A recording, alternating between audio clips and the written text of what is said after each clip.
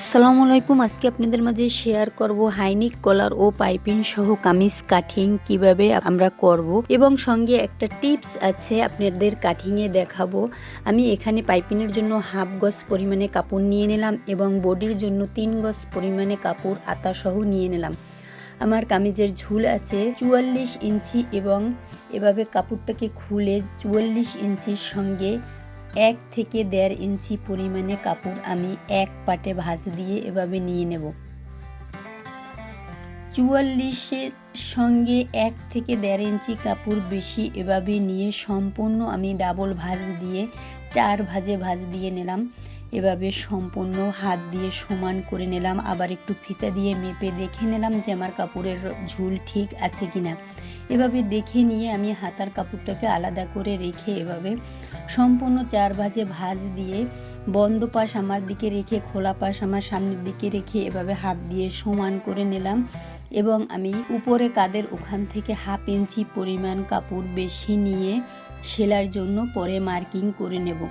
এভাবে ফিতে ধরে 1/2 ইঞ্চি পরিমাণ কাপড় নিয়ে স্কেলের সাহায্যে লম্বা একটা দাগ দিয়ে নিলাম। এখন আমি পুট কাঁধের ওখান থেকে 6.5 ইঞ্চি পরিমাণে এভাবে ফিতা ধরে আমি একটা দাগ কেটে নিলাম এবং আরমোহরের ওখানে 7 ইঞ্চি পরিমাণে এভাবে একটা দাগ কেটে স্কেলের সাহায্যে এভাবে আমি মার্কিং করে নেব। আমি বডির মাপ 36 ইঞ্চি 4 ভাগের 1 ভাগের সঙ্গে আমি 9-এর সাথে 2 ইঞ্চি যোগ করে 11তে এভাবে একটা মার্কিং করে নিলাম। গলার ওখান থেকে আমি হাইনিক কলার হবে 2.5 ইঞ্চি পরিমাণে এভাবে মার্কিং করে আমি কাঁধের ওখান থেকে 1/2 ইঞ্চি ডাউন দিয়ে নিলাম এবং কাঁধের ওখান থেকে ফিতা ধরে 14 ইঞ্চিতে একটা মার্কিং করে নিলাম এবং 14 ইঞ্চির ওখান থেকে 6 ইঞ্চিতে এভাবে একটা মার্কিং করে নিলাম। আমি মাপটা ঠিক আছে নাকি আবার একটু দেখে আমি একুরেট মাপ হবে যেখানে সেখানেও চক দিয়ে এভাবে মার্কিং করে নিলাম এবং কাটিং ও সেলার জন্য এভাবে সম্পূর্ণ বডি থেকে কোমর থেকে হিপ পর্যন্ত এভাবে সম্পূর্ণ স্কেলের সাহায্যে আমি মার্কিং করে নিলাম।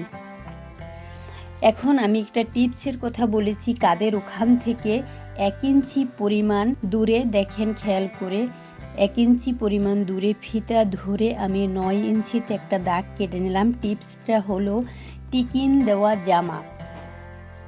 এভাবে আমি 9 ইঞ্চিতে মার্কিং করে ওখান থেকে ফিতা ধরে 2 ইঞ্চি দূরত্ব একটা মার্কিং করে আমি সম্পূর্ণ 6 ইঞ্চিতে একটা দাগ কেটে এভাবে মার্কিং করে নিলাম। আমার 6 ইঞ্চি পরিমাণে টিকিন হবে। আপনারা এখান থেকে খেয়াল করে দেখবেন টিকিন দেওয়া জামা খুব সহজেই আপনারা কাটিং করতে পারবেন।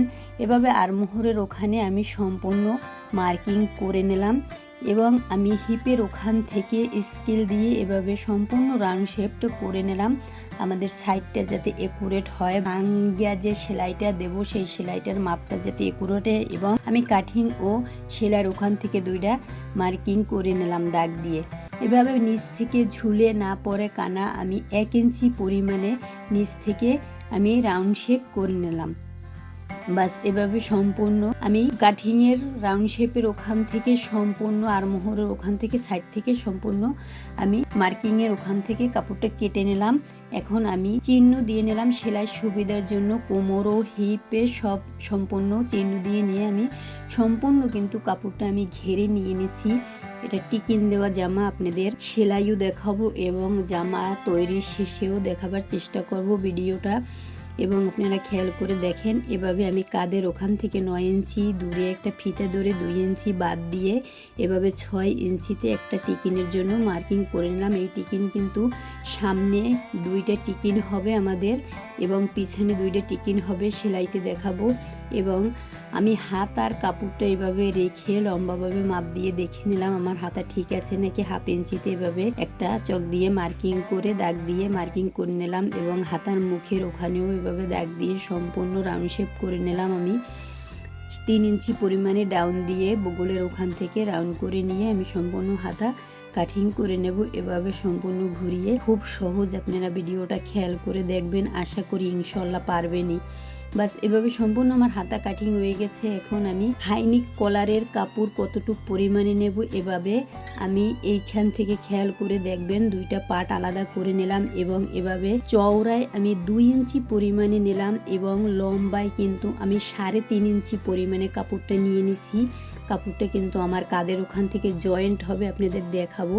এভাবে চওড়ায় 2 ইঞ্চি এবং 3.5 ইঞ্চি পরিমাণে কাপড়টা নিলাম। আমার গলা থাকবে 3 ইঞ্চি পরিমাণে এবং 1/2 ইঞ্চি আমার সেলার জন্য যাবে। এভাবে 3.5 ইঞ্চি পরিমাণে নিয়ে নিলাম। দেখেন এই কাপড়টা কিন্তু আমার কাঁধের ওখান থেকে সামনের পাটে বসবে। আপনাদের সেলাইতে দেখাবো আমি কীভাবে জামাটার হাইনিক কলার করব খুব কম কাপড় দিয়ে। এভাবে আমি এখন গলার কাপড়টা নেওয়ার জন্য এভাবে 3.5 ইঞ্চিতে একটা দাগ কেটে নিয়ে এবং 6 ইঞ্চি এবং তার সাথে নিচে 2 ইঞ্চি এভাবে রেখে সম্পূর্ণ গলার কাপড়টাকে কেটে নিলাম। এখন আমি বক্রম দিয়ে হাইনিক কলার তৈরি করব, আপনাদের দেখাবো বক্রমটা কিভাবে কাটিং করব। তার আগে আমি পাইপিনের কাপড়টা কেটে নেব। সম্পূর্ণ আমি ঘুরিয়ে সামনে এবং হাতার মুখে পাইপিং করব। পাইপিংটার আমার চওড়া হবে 1 থেকে 1.5 ইঞ্চি পরিমাণ। এভাবে চওড়ায় আমি সম্পূর্ণ ফিতার সাহায্যে দাগ কেটে নিলাম এবং দাগ দিয়ে এভাবে সম্পূর্ণ একটা কাপড় কেটে নিয়ে আর একটা কাপড়ের উপরে এভাবে বসিয়ে যাতে আমাদের সম্পূর্ণ কাপড়টা একুরেট মাপে থাকে। পাইপিনের কাপড়টা এভাবে সম্পূর্ণ আমি কয়টা টুকরা বানিয়ে নেব। বাস এভাবে আমার সম্পূর্ণ টুকরো বানানো হয়ে গেছে। এটা আমার পাইপিনের কাপড়, আমি বলেছিলাম পাইপিন দিয়ে করব জামাটা। এভাবে আমি ভেঙে সেলাই দিয়ে দেখাবো সেলাইয়ের সময়। এখন আমি বক্রম দিয়ে গলাটা কাটিং করে নেব। হাইনিক কলারটা কিভাবে কাটিং করব, এভাবে আমি বক্রমটা 2 ভাঁজে ভাঁজ দিয়ে নিলাম এবং চওড়ায় আমি 1.5 ইঞ্চি পরিমাণে ভিতরে নিয়ে এভাবে 3 ইঞ্চি পরিমাণে বাদ দিয়ে আমি 6 ইঞ্চিতে একটা দাগ কেটে নিলাম সামনের পাটের জন্য। পিছনে 3 ইঞ্চি বাদ দিচ্ছি, ওটা পিছনের গলা হবে। এভাবে আমি একবারই বক্রম কেটে নেব। দেখেন একদম টেবিল গলা হবে সামনে। এভাবে সম্পূর্ণ আমি গলাটা কেটে নিলাম। কাটিংয়ে দেখাবো এই গলাটা কিভাবে তৈরি হবে। বা সম্পূর্ণ আমার বক্রম কাটিং হয়ে গেছে। গলাটা এভাবে সম্পূর্ণ তৈরি হবে পিছনে দিয়ে এবং সামনে একসঙ্গেই জয়েন্ট হবে। বা সম্পূর্ণ আমার কাটিং হয়ে গেছে। ভিডিওটা যদি আপনাদের ভালো লেগে থাকে তাহলে লাইক, কমেন্ট, শেয়ার ও সাবস্ক্রাইব করবেন। আজকে পর্যন্তই। আল্লাহ হাফেজ।